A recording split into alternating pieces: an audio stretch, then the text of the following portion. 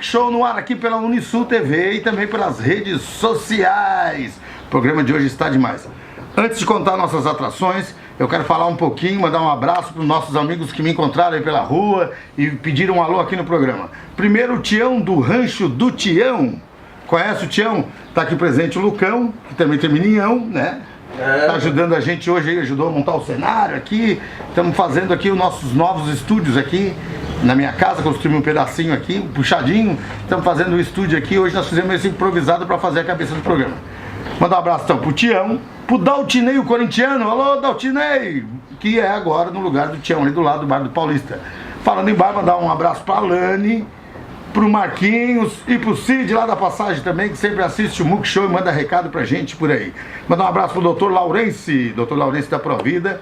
Eu estava lá com a minha mãe consultando, né? Eu estava consultando o Dr. Laurence quando eu falei que ia na palestra do Roberto Cabrini, ali na Arena Multiuso. Ele falou, nossa, eu sou fã, eu quero fazer uma pergunta pra ele, tu leva lá? Eu disse, levo. Gravei, você vai ver a pergunta aí, vamos ver a pergunta dele. Cabrini, boa noite. Eu vou te fazer uma pergunta, vou tentar ir na tua palestra porque eu te respeito e admiro muito. Mas eu queria saber uma coisa. No acidente do Ayrton Senna eu sei que tu investigou. E eu vi alguns documentários que diz que a câmera da Williams estava gravando na curva da Tamburello e chega um momento que a câmera desaparece a gravação. Eu queria te perguntar, essa gravação do acidente, depois de quando a câmera para de gravar, sabe se ela existe, se ela foi cortada, se a câmera teve problema de gravação ou se tem algum problema que a gente não sabe com relação à morte do Ayrton Senna? Então, gravei essa pergunta dele e depois eu disse, não, porque que hora que tu sai aqui do plantão, doutor? Ah, vou sair 9 horas. Não, eu te mando um zap, se der tempo, o senhor vai lá assistir. Foi feito, ele foi lá, fez e participou. Você vai ver aí uma parte da matéria onde ele fez a pergunta dele sobre a morte do Ayrton Senna, pergunta super interessante, hein? Você tem que assistir. Então, as matérias de hoje são a palestra do Roberto Cabrini ali na Arena Multiuso. Roberto Cabrini, você sabe quem é, né? Aquele jornalista investigativo que hoje está no SBT, que já cobriu várias guerras. Aquela entrevista com o PC Farias, quando ele foi fugitivo na época do Collor, a morte do Ayrton Senna, várias com o Ayrton Senna, guerras do Iraque. É o maior jornalista investigativo do Brasil e um dos maiores do mundo. Engraçado, a gente tivemos o ladinho, fizemos até perguntas para ele, fizemos entrevistas, nós somos metidos também. E no outro bloco tem a matéria, nós fizemos uma invasão branca, amarela, verde, não importa a cor. Nós fizemos uma invasão do bem lá na rádio comunitária de Oficinas, a rádio da família. Fomos lá porque eles mudaram de estúdio, eles ficavam do lado da igreja, numa salinha lá do lado da igreja, boa também. E agora estão lá com os ferroviários, do outro lado da rua. Mas tudo novinho, tudo de primeira.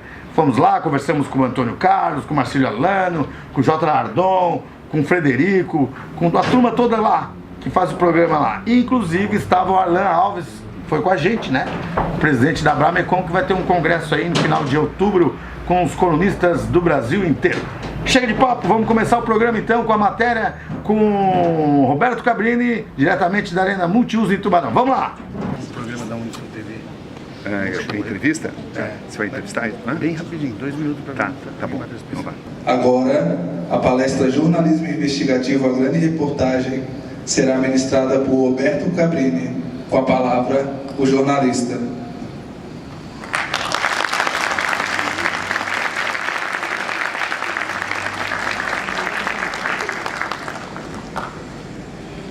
Boa noite. É uma honra muito grande estar aqui com vocês. Dizem que quem bebe a água do Rio Tubarão jamais deixa de voltar, né? E realmente eu sou testemunha disso. Quantos aqui torcem por Tubarão? Quantos por Círio Luz? Tá certo, mas é exatamente isso que representa a comunidade, que representa os anseios de uma população que mais me encanta. As pessoas pensam nas grandes reportagens, as pessoas pensam naquelas de repercussão por todo o país. Cabe ao jornalista saber até que ponto aquela informação, embora seja do interesse da pessoa que a está revelando, é também do interesse da comunidade. Antes de você elaborar uma reportagem, é essencial que você pergunte não em que essa reportagem vai beneficiar a sua vaidade, não em que essa reportagem vai ser simplesmente popular, mas sim o quanto esta reportagem vai beneficiar a sociedade. O mundo em que a gente vive, a comunidade, a sociedade, estará melhor depois dessa reportagem? Quantos estão dispostos a desistir ao verificar que uma reportagem não vai ajudar em nada uma determinada sociedade? Essas são as questões viscerais que a gente convive dentro do jornalismo investigativo. A tentativa de manipulação, aonde o jornalista simplesmente ignora em que a sociedade vai ser beneficiada. Como disse Hiram Johnson, senador americano, em uma guerra a primeira vítima é a verdade.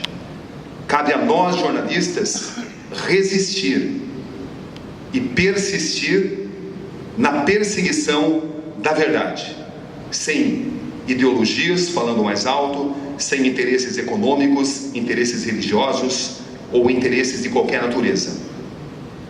Quantos estão dispostos a seguir esses princípios para fazer jornalismo? Não faltam situações de pressão. O jornalista investigativo vai lidar com todo o tipo de pressão. Eu costumo dizer que denunciados não mandam flores. Denunciados intimidam, denunciados pressionam, denunciados agridem. E não só você, jornalista, mas a sua família, aos seus valores. As pressões que advêm do jornalismo investigativo vão medir o grau de conscientização, o grau de entrega que você tem para com essa profissão. Como diria Voltaire, não concordo com as palavras do que dizes, mas defenderei a morte e o seu direito de dizê-la. Nada é mais importante dentro do jornalismo investigativo do que o contraditório. Necessariamente poder divulgá-lo. Nós trabalhamos em uma atividade competitiva. Se você não dá uma informação, o seu concorrente pode dar. E, consequentemente, você vai ficar atrasado. Você não vai competir bem. Mas eu diria a vocês que é melhor levar um furo do que levar ao ar uma matéria mal apurada, uma matéria rasa, uma matéria superficial, uma matéria sem provas suficientes. Não é uma atividade fácil. Os seus efeitos, muitas vezes, são brilhantes. Porém, os métodos, os caminhos para se levar a grande reportagem são extremamente tortuosos e vão medir o seu grau de convicção para com a profissão. As pessoas sempre me perguntam, o que é de fato, Roberto Cabrini, uma grande matéria?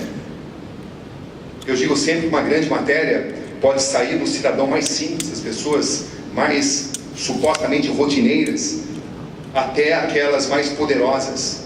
As pessoas tendem a achar que as pessoas de maior poder são aquelas que vão te fornecer as melhores informações. Algumas vezes esse é o caso, mas outras vezes as pessoas mais simples, que muitos não dão a devida importância, não dão o devido valor, são aquelas que nos levam a grandes reportagens. É um programa da Unisul TV. É entrevista? Você vai entrevistar? Bem rapidinho, 2 minutos para tá bom. Então, vai. Então vou aproveitar que estou aqui com o Roberto Cabrini, fez essa matéria aqui na Arena da Multiuso, nós do MUC Show, que é na Unisul TV, que é a universidade onde o Reginaldo Osnildo é egresso, que promoveu o evento junto com o Lucas, que também é egresso. Certo. Como é que tu começou e achou a tua veia jornalística para esse sentido do jornalismo sério, não um jornalismo assim, vamos dizer, tipo, eu sou do entretenimento, essa é a minha grande dúvida. Como é que tu achou? Sempre desde o início que tu fez o jornalismo, sempre tinha essa ideia do jornalismo nessa linha? Olha, eu sempre fui fascinado em contar grandes histórias, em me aprofundar nas histórias, em evitar histórias superficiais. Então, logo que eu comecei cobrindo esporte, eu produzia matérias onde eu ia a fundo nessas histórias de grandes personagens, e tudo que eu fazia de maneira muito profunda. Então isso foi me levando naturalmente ao jornalismo. Demais! Esse cara é fogo, hein? Tem muita coisa, uma bagagem cultural incrível. Você pensa que acabou? Acabou não! Vamos acabar o primeiro bloco, mas lá no segundo bloco, bloco não pode, hein? É bloco, pô. Lá no segundo bloco, você vai ver então o Roberto Cabrini e as perguntas do público que estava presente, estudantes de jornalismo da Unisul, de Direito da FUCAP e também do Dr.